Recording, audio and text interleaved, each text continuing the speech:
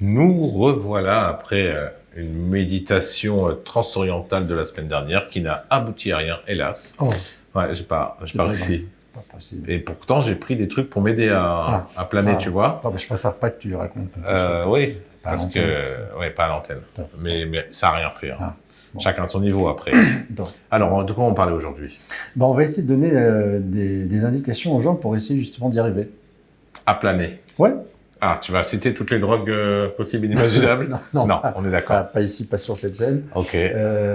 Non, on n'a pas besoin de drogue en fait. Ouais. On est des drogués de naissance, hein, on a ça. Comme on est des fils d'Abraham et de David et de Yaakov, Israël. Qui étaient déjà des très grands drogués reconnus. Exact, à leur époque. Ils étaient très bizarres, d'ailleurs, personne n'arrive vraiment à les comprendre. Jusqu'à aujourd'hui, d'ailleurs, le peuple juif n'est pas très bien compris par rapport à ça. Mais la révélation, en fait, elle vient, on a dit, lorsqu'on arrive à faire une élévation de l'âme. Ok. Alors, en fait, il y a des moyens pour ça, pour y arriver. D'ailleurs, au passage, à l'époque des prophètes, il y avait ce qu'on appelle des écoles de la prophétie. Ah, sympa. Ah, oui. Comme Harry Potter et l'école des sorciers, il y avait Baal Shem Tov et l'école de la prophétie. Non, même avant ça. Même. Avant. Ah ouais, des écoles de formation de prophètes. C'est une bonne idée, ça. Si Shimshon Atali nous entend, là, Israël Torah, s'il a une idée d'ouvrir une école de prophètes, nous, on s'inscrit, hein, on est preneurs. Peut être financé d'ailleurs, non? Par le Misrad Achinour ou non? Ouais, ou peut-être à notre Misrad. Ah, bon. Le Misrad à... À Datot? Ah non, à drogue. À drogue? Oui.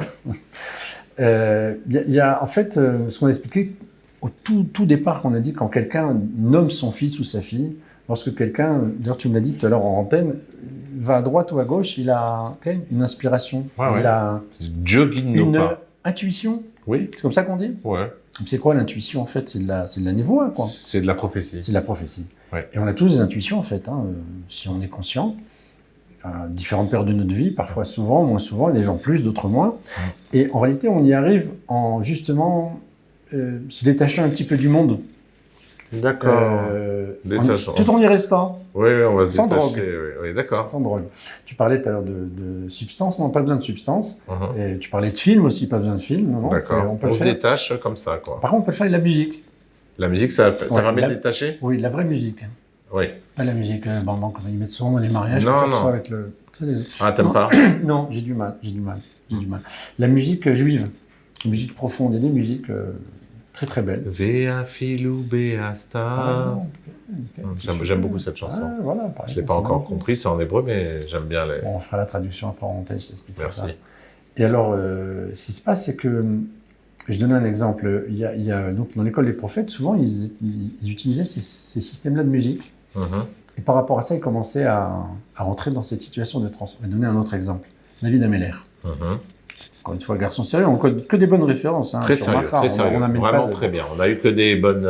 on a entendu que des bonnes choses sur lui. Ouais, vraiment. Bon, alors vraiment. on est d'accord. Je crois qu'à l'école, déjà, il avait 17 sur 20 en biologie. Il a eu un 18. Justement, alors en option musique, il avait combien? Alors justement, c'est ça que tu vas nous dire. Alors David Ameller. Alors David Ameller, à Chatzot Laïla, à la moitié de la nuit, c'est pas minuit, hein, ça change un petit peu à chaque fois. Ouais. Il avait une harpe qui était suspendue comme ça. Il avait un secret, c'est marqué dans la Gemara, il avait un secret dans la Seret Yebamot qu'on gardait depuis la sortie d'Égypte. Les Juifs sont sortis, quand il y a eu la plaie des premiers-nés, à Chatzot Laïla, au milieu de la nuit. C'est un moment très particulier. Il y a ceux qui font étudier la Kabbalah, etc. Ils lisent un texte, Chatzot de la nuit. D'accord.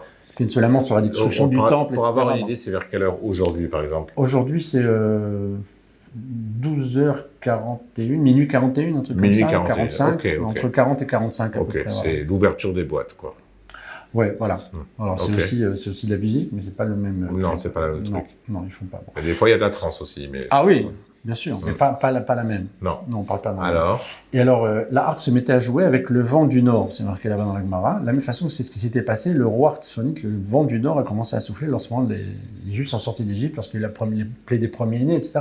Et David avait cette information, il savait que toutes les nuits à Chatzot, le vent du nord allait souffler, et l'harpe allait commencer à jouer de sa musique, et lui a commencé à rentrer dans son inspiration. Il a d'ailleurs écrit son Sefer Tehilim, qui est lu par toutes les communautés, et je vais même te dire plus que ça, c'est lui dans le monde entier, c'est traduit comme la Bible, d'ailleurs c'est le livre le plus vendu, encore une fois, la prophétie. Et alors, c'est exactement ce qui se passe, la musique, encore une fois de la musique cachère, quand on parle de musique juive profonde, vraie, etc. On ne parle pas de Shakira, bien entendu. Non, laisse tomber. Le chat? Non, ouais, on ne connaît pas. Non, okay. Mais je pourrais un chat. Ouais, pourquoi pas. Ah, je sais pas, je connais pas. Un lapin. Ah, le lapin. Voilà, le lapin Kira. Il y a le Shakira et le lapin Kira. Ah, je connais pas. Ok. Et alors donc avec la musique, eh bien, c'est un moyen d'intégrer, de réaliser cette élévation de l'âme, même si c'est pas le seul, il y en a beaucoup d'autres, mais c'est déjà un des moyens. Et d'ailleurs, très souvent, tu remarqueras que la musique, c'est quelque chose qui touche profondément l'âme. D'où d'ailleurs l'importance d'écouter une musique cachère, parce que si la personne qui écrit cette musique-là, elle n'a pas toujours les clés, eh ben, on peut rentrer dans une situation de recevoir au niveau de notre âme le message de la personne qui a fait cette musique-là, et si elle n'est pas très cachère dans sa tête... Si le message n'est pas cachère, on ne sera pas cachère. Exactement, comme la nourriture, mais beaucoup plus haut, parce que ça touche l'âme, c'est quelque chose de très profond. Et on ne veut pas être du porc. Non. Non. Non, ça ne m'intéresse pas. Non. Voilà, c'était une clé, il y en a d'autres. Ok, très bien. Alors, on se revoit la semaine prochaine. Et si vous avez une harpe, essayez-la de l'orienter vers le nord, peut-être que vous entendrez la musique. Avec l'aide de Dieu. Amen. Amen. Bye. Bye.